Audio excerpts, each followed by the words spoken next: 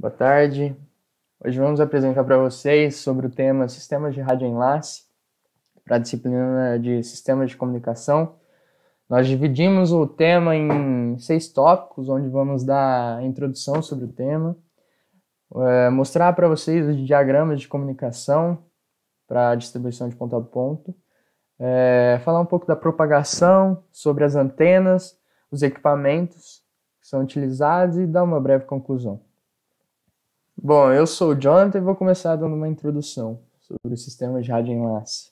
Esse sistema consiste na transmissão de dados por onda de radiofrequência, né? No dimensionamento de um sistema de radioenlace, o objetivo principal é garantir que o sinal digital original, que transporta a informação, ele possa ser regenerado na outra ponta, ou seja, no receptor, com uma taxa de erros aceitável. Para que isso aconteça, a relação portadora-ruído na recepção tem que ser maior que um valor mínimo especificado, né? E esse valor é função da modulação de mecanismos de codificação utilizados no enlace, que a gente vai apresentar nesse trabalho. A potência do transmissor e antenas, elas devem ser, portanto, dimensionadas de uma maneira que elas compensam as perdas na propagação e algumas outras perdas referentes à polarização cruzada e atenuação dos conectores em cabos coaxiais ou guias de ondas. Também é necessário incluir uma margem para fazer frente a sinais interferentes próximos, né? Esses sinais eles podem aumentar o nível de ruído no receptor, por consequência piorar a relação portador-ruído. Entretanto, o objetivo do nosso trabalho não é enfatizar o dimensionamento do sistema, mas sim apresentá-lo para vocês. Então, para que a transmissão de dados nesse sistema tenha êxito, é importante que certos requisitos eles sejam respeitados. E estes estão listados abaixo nesses tópicos, que é a potência de transmissão, a mínima distorção na propagação do sinal, e as condições que eu acabei de citar, elas devem ser mantidas dentro de parâmetros suficientes para garantir a integridade dos dados transmitidos. Existem algumas características peculiares na transmissão de dados para essa modalidade, nas quais são elas: a atenuação e propagação, a composição da atmosfera, espectro de frequência, sistema em visibilidade, sistema em tropodifusão e sistema de satélite. Vou apresentar cada uma resumidamente agora. Bom, na propagação no espaço livre, ou seja, aquela que não há nenhuma barreira na transmissão, que é um caso simples da radiopropagação, não ocorrem fenômenos como refração, difração, reflexão, espalhamento ou vinculação. Porém, quando surge algum obstáculo a ser transposto pela onda de rádio, esses fenômenos podem ser úteis, apesar de deixarem algumas sequelas, como atenuação ou distorções. Posteriormente, terá um tópico que será apresentado melhor a propagação, suas equações e como ela é feita. Relembrando um pouco da matéria de geografia que a gente teve no ensino médio, a atmosfera terrestre ela é composta por essas camadas, que é a Terra, a troposfera, estratosfera, mesosfera, termosfera e exosfera. Entretanto, para a propagação das ondas de rádio, a atmosfera terrestre se resume em 3 camadas, que são as mais importantes, que atuam de modo diferente, que é a troposfera, a estratosfera e a ionosfera. A ionosfera é a região da atmosfera situada mais ou menos entre 50 e 600 km de altitude. E aqui na imagem ao lado, ela abrange o início da mesosfera e o final da termosfera. Ela tem esse nome porque ela contém muitas partículas carregadas de eletricidade, chamadas íons. À medida que aumenta a altitude, a onda de rádio, ao atravessar a troposfera, ela refrata, ou seja, ela muda de forma ou direção. Isso acontece devido ao aumento da velocidade em decorrência da atenuação dos gases à medida em que vai se afastando da Terra. Porém, quando ela atravessa a estratosfera, a onda não sofre nada, porque não existe gás o suficiente para a refração. Daí, quando ela chega na ionosfera, a onda de rádio ela pode sofrer diversos fenômenos, dependendo das atividades elétricas que ocorrem nesse lugar. Os fenômenos mais comuns são os de reflexão. Falando um pouco do espectro de frequência, assim como a luz, À medida em que as frequências das ondas de rádio vão aumentando, mais em linha reta elas se propagam. E abaixo eu coloquei uma pequena tabela com as frequências e suas denominações. Elas vão desde as frequências extremamente baixas até as extremamente altas. Então é bom a gente ter essa tabela em mãos quando a gente está se tratando de ondas de rádio. E a divisão das frequências nessas faixas é muito importante para a gente saber em qual faixa a gente está trabalhando no dimensionamento de um sistema de radioenlace, por exemplo. Mais sistemas em visibilidade. Quando as frequências das ondas de rádio ultrapassam os 300 MHz, ou seja, da faixa UHF para cima, elas passam a se propagarem quase em linha reta já, e necessitando que as antenas transmissoras e receptoras fiquem uma de frente para a outra. Relevos acentuados e distâncias elevadas podem inviabilizar o sistema. E como a gente falou no começo, uma portadora pode tomar vários caminhos entre as antenas que compõem um radioenlace. E dependendo das características do meio, a onda eletromagnética pode sofrer desvios de percurso e ter esses vários sinais que é apresentado nessa figura ao lado. O sinal A, B e C, onde o sinal A é o refratado, o B o refletido e o C o difratado. E na figura ao lado, a gente apresentou um esquema de transmissão por visibilidade, ou seja, aquilo que não tem uma barreira na frente. Para falar de sistemas em tropo-difusão, eu preciso primeiramente explicar o termo para vocês, né? A tropo-difusão é um fenômeno relacionado a transmissões em radiofrequência, né, que estamos estudando aqui, na qual o sinal ele atinge o receptor além do horizonte do transmissor. Como acontece isso? Ele é refletido, a gente consegue ver ali na imagem, ele é refletido ou refratado pela camada de irregularidades na troposfera, por exemplo, bolhas. Assim, quando as frequências das ondas de rádio estão entre 300 MHz e 30 GHz, elas podem refletir na troposfera, sendo, portanto, captadas por antenas que estejam fora do campo de visualização do transmissor. A troposfera ela serve como um espelho ao refletir as ondas de rádio. Por fim, os sistemas de satélite eles entram quando a gente está trabalhando com frequências muito altas. Se a gente lembrar lá do espectro de frequência já apresentado, são aquelas acima de 3 GHz, onde as ondas de rádio elas ultrapassam a atmosfera e não conseguem refletir na troposfera. Então é necessário o uso dos satélites artificiais para retransmitir o sinal enviado de volta para a Terra. No slide, a gente colocou uma imagem que apresenta um esquema de transmissão por satélite, mostrando a posição orbital relativa destes de acordo com o país de origem.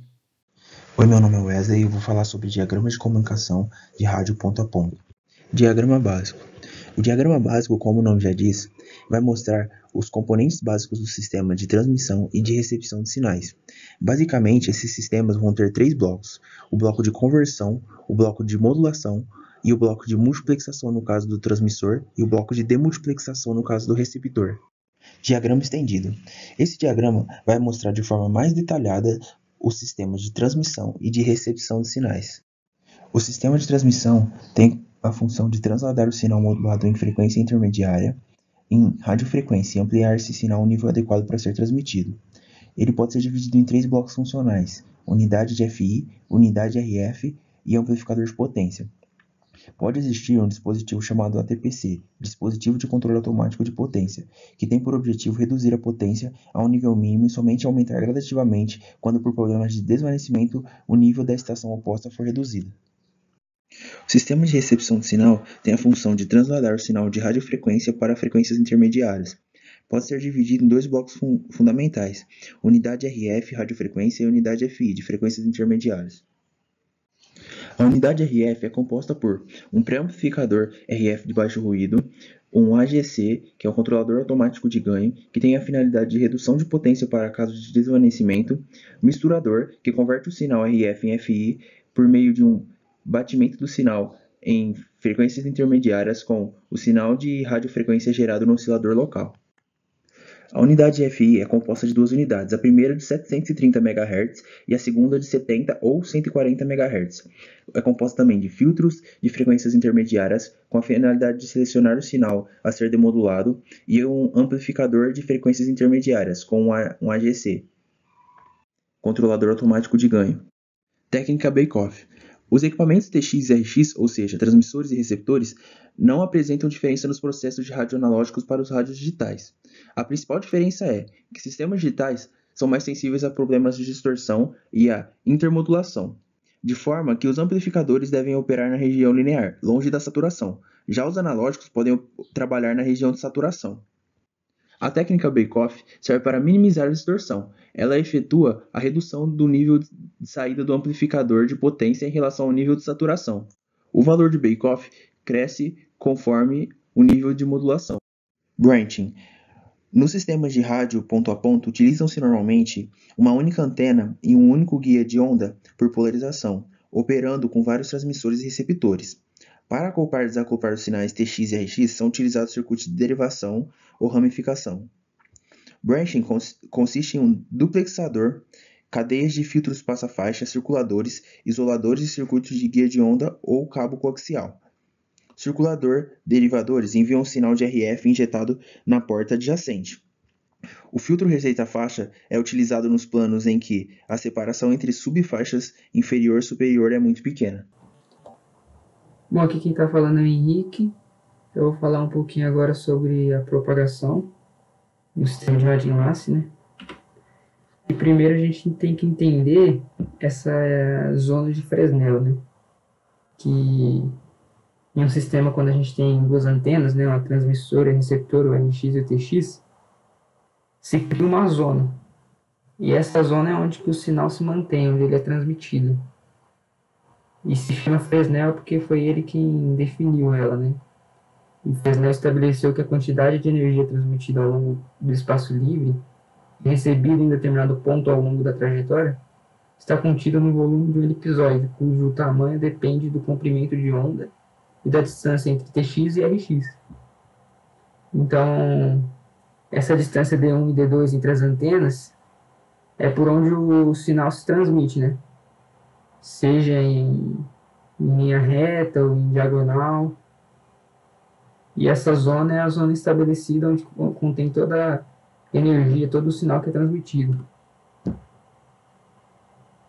Aqui a gente pode ver que a zona de Fresnel ela é dividida em subzonas, né? A zona 1, como está indicada aí, é responsável por 95% do sinal. E as demais zonas correspondem a 5% do sinal somente. É recomendado que para uma transmissão sem perdas consideráveis, que 60% da primeira zona de Fresnel esteja totalmente livre, que não tem interferência de obstáculo nem nada. Bom, aqui a gente tem 3 ocasiões que pode acontecer, né, em uma transmissão de sinal. A primeira é o line of sight, a segunda é o near line of sight e o non-line of sight. O line of sight é uma área aberta, livre de obstáculos e com todos os equipamentos visíveis, então é sem interferência de transmissão. O near line of sight é uma quase linha divisada. A primeira zona de Fresnel, né, onde corresponde a 95% do sinal,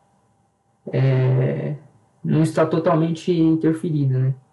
Não está ultrapassando o limite de 40% de obstrusão.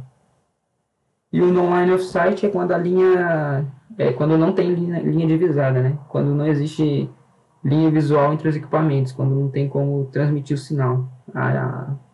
A primeira zona de Fresnel está totalmente obstruída. Bom, agora eu vou falar aqui sobre a refração, né? O raio terrestre, o fator K.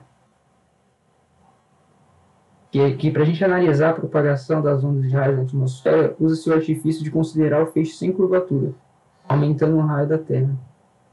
Dessa forma, tem-se que o feixe representado em uma linha reta e a curvatura da Terra diminuirá. Então, o raio vai aumentando, né?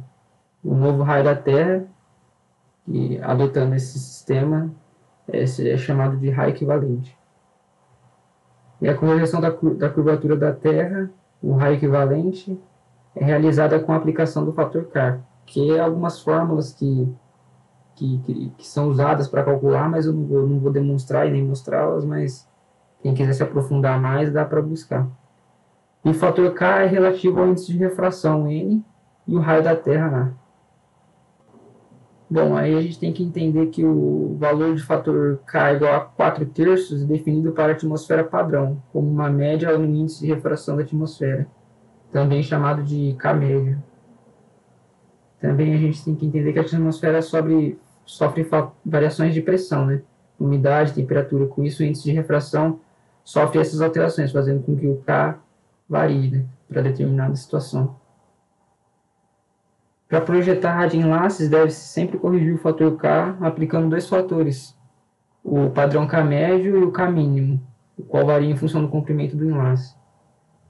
Para enlaces longos, o fator K determinante será o K mínimo, pois ao percorrer de um espaço maior, as ondas passam por vários meios distintos em que o índice de refração são variados, e nesse caso a aplicação do K mínimo aproxima-se mais da realidade do que o K médio. Então o padrão mesmo seria o K médio, né? E os demais Ks são as variações. Bom, em enlaces longos, né, como eu tinha dito, o K mínimo tem que ser menor que 1, e ao aplicar esse fator tem um estufamento da Terra, aí vai diminuindo, né, em enlaces longos. Em enlaces curtos, o K médio é igual a 4/3, que é o padrão ali do central. Agora aqui um pouquinho sobre difração. Esse fenômeno ocorre quando a onda é limitada em seu avanço. Então, como a gente pode observar aí na foto, por um obstáculo que não deixa passar somente parcela das frentes das ondas. Então, quando tem algum obstáculo, ocorre essa difração. Se algum obstáculo interrompe parte da frente da onda, os radioenlaces comporão uma nova onda zero com características de frente diferentes da onda original. E isso ocasiona uma perda por difração, que é sempre em função do fator K. E quanto menor o K, a perda por difração aumenta, devido à maior influência da curvatura da Terra. Bom, aqui nesse método aqui, né, a difração gume de faca.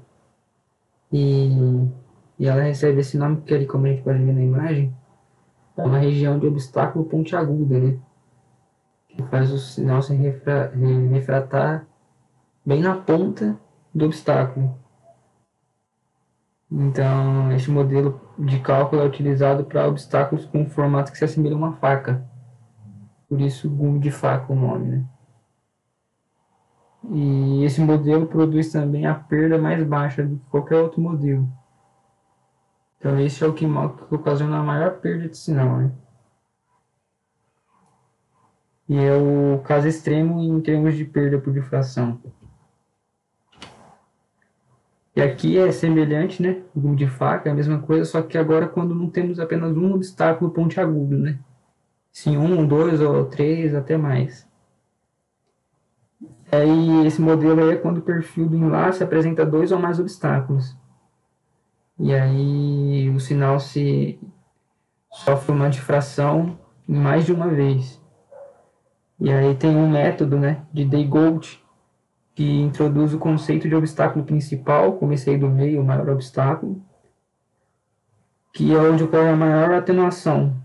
E aí considera como único, né? O enlace fica dividido em 2 subenlaces, que é o 1 e o 3 ali. E aí aplica-se novamente a definição do obstáculo principal para cada subenlace até que não haja mais obstáculos. Boa tarde a todos, sou o Felipe Ratanaka e vou falar um pouquinho sobre antenas, né, nos sistemas de radioenlace. As antenas, elas são elementos de extrema importância para uma rede de comunicação sem fio, né, possuem o objetivo de focalizar ou direcionar a energia que vai ser transmitida, e as antenas elas são utilizadas tanto para transmitir quanto para receber os sinais. Uma característica muito importante nas antenas é o seu diagrama de irradiação. A energia irradiada em volta de uma antena é a característica mais importante dela, né? Esse diagrama de irradiação ele consiste na representação gráfica, né, dessa característica em um plano. E através dele, a gente consegue visualizar diversos parâmetros, né? E esses parâmetros eles são utilizados para definir a antena mais adequada para cada cenário, né? Para cada projeto que a gente vai desenvolver.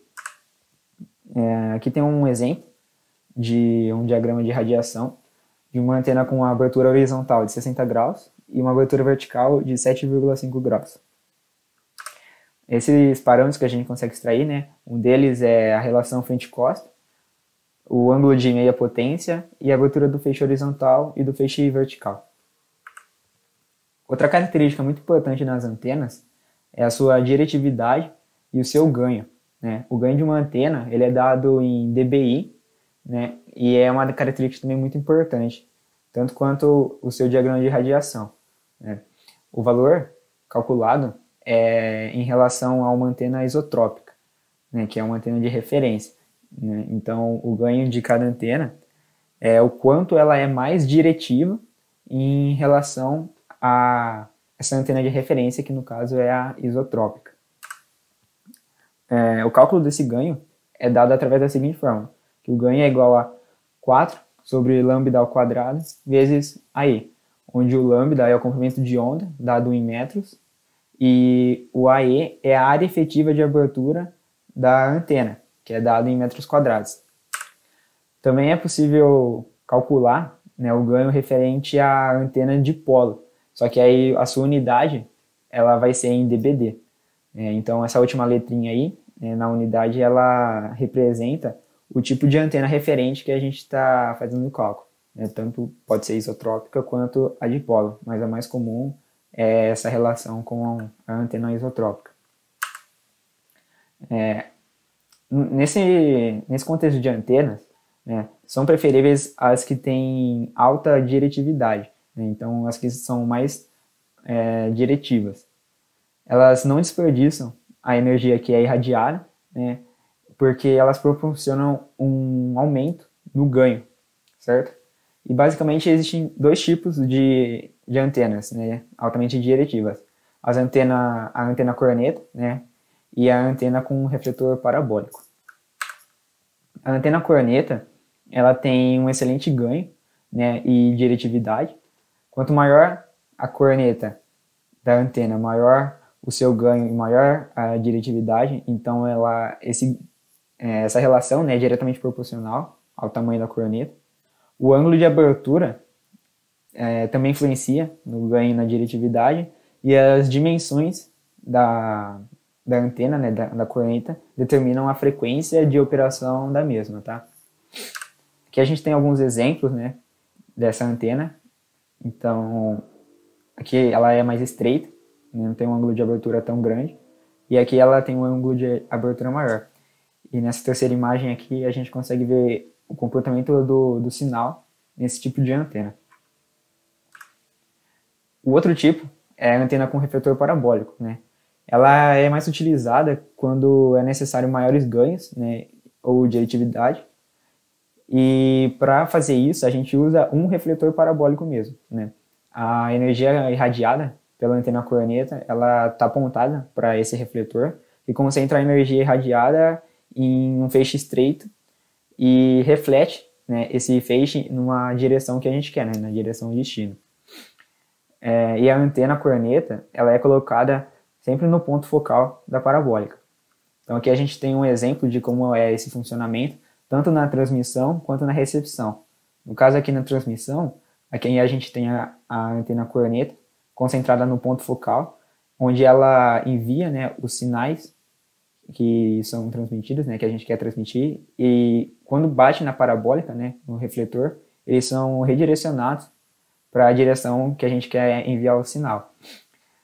No caso da recepção, funciona exatamente o contrário, né? O sinal ele vem, bate na parabólica, nesse refletor parabólico, e ele é redirecionado até a ponta da antena corneta. Então é por isso que é importante que ela fique no ponto focal, né, para que os raios de ondas eletromagnéticas que a gente está querendo receber, né, os sinais, eles sejam concentrados na antena, certo? O ganho da antena parabólica ele é diretamente proporcional à abertura da parabólica, né? da parábola que a gente vai ter, do refletor, certo? O seu valor ele é dado pela seguinte forma, que o ganho é igual a 18 mais 20 log de df, onde o d é o diâmetro do disco em metros e o f é a frequência do sinal em gigahertz. Um outro tipo de antena parabólica, né, é essa Cassegrain, que ela é onde a antena corneta ela está posicionada no centro do refletor parabólico, certo? No ponto focal, onde naquele outro tipo, né, nesse primeiro tipo, onde está a antena, né, corneta, nesse Cassegrain aqui, no ponto focal existe um refletor, né, um pequeno refletor com formato parabólico ou hiperbólico, né, tanto faz. A radiação da corneta que está enviando o sinal, ela atinge, né, ela bate nesse refletor menorzinho e ele reflete a energia para o refletor parabólico maior, né? E aí, quando refletindo essa energia para a parabólica maior, ela manda o sinal, né, em feixes paralelos na direção que a gente quer. Então, aqui a gente tem a exemplificação, né? A gente tem aqui a antena corneta que manda o sinal para o refletor menor, né? Nesse caso aqui é um hiperbólico, e ele fica localizado no foco, né, da parábola da hipérbole, no caso, no foco do refletor parabólico maior, né? E a hora que o sinal bate nesse menorzinho aqui, ele reflete no maior e é mandado, né, enviado na direção destino que a gente quer. Agora eu vou falar um pouco sobre os componentes básicos de um sistema de radioenlace. É possível definir como radioenlace o conjunto de equipamentos necessários para estabelecer a comunicação por rádio entre dois pontos. Os elementos básicos para a implementação de um radioenlace são antena receptora, antena transmissora, linha de transmissão da estação receptora, linha de transmissão da estação transmissora, meio de propagação, radioreceptor e radiotransmissor. Como exemplo de equipamentos, nós temos um transmissor da marca ATH System, modelo Waveform HS, com frequências de banda de 10, 11, 13, 18, 24 e 26 GHz, com o esquema de modulação disponível QPSK 16, 32, 64, 128 e 256 QAM. Temos também um transmissor da mesma marca, o modelo Waveform IDU, com uma taxa de transferência de dados de 310 MB por segundo e com o sistema de modulação QPSK 16, 32, 64, 128 e 256 QAM, o esquema de modulação E1, T1, E3 e DS3. Bom, concluindo o nosso trabalho, eu vou falar um pouco do mercado que utiliza o radioenlace, né?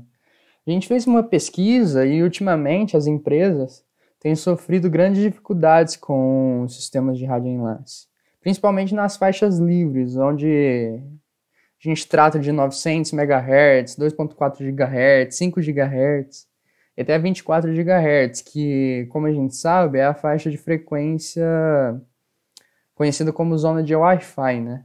Onde não é necessário uma licença da Anatel para operar. O mercado e a maioria dos fabricantes, eles adotaram novos protocolos para melhorar o aprimoramento dos sinais transmitidos ao espectro. Porém, a dificuldade de muitos profissionais ainda permanece. Só que um dos maiores problemas, entretanto, por projetistas de radioenlace, para quem trabalha no desenvolvimento do sistema, é adequar ou evitar problemas de instabilidade, o que realmente é bem complexo. A gente viu que todos os fabricantes profissionais adotaram em seus padrões a tecnologia TDMA, do inglês Time Division Multiple Access, que em português significa acesso múltiplo por divisão de tempo. TDMA é um protocolo que foi muito utilizado em telefonia. E, em verdade, ele ainda é utilizado em alguns canais, só que agora em telefonia móvel, né? E após 2010, houve uma evolução e necessidade de migração para outros padrões e protocolos, como, por exemplo, o WCDMA, CDMA200 e LTE. Por fim, a gente conclui que é possível sim atingir longas distâncias com esses equipamentos e tornar a radioenlace acessível. Entretanto, é preciso bastante cautela e planejamento no desenvolvimento desses sistemas, porque nessa faixa de frequência, as empresas elas encontram um número bem elevado de canais concorrentes. Assim, não vale só utilizar de marcas boas na hora do planejamento, mas sim ter um bom planejamento, pois o mesmo nível de conhecimento adquirido para um serve para o outro, diferenciando em funções, recursos e características de software na maioria das vezes. Aqui nós deixamos as referências que utilizamos para a realização desse trabalho e qualquer dúvida pode tirar conosco após o término deste. Então é isso, muito obrigado.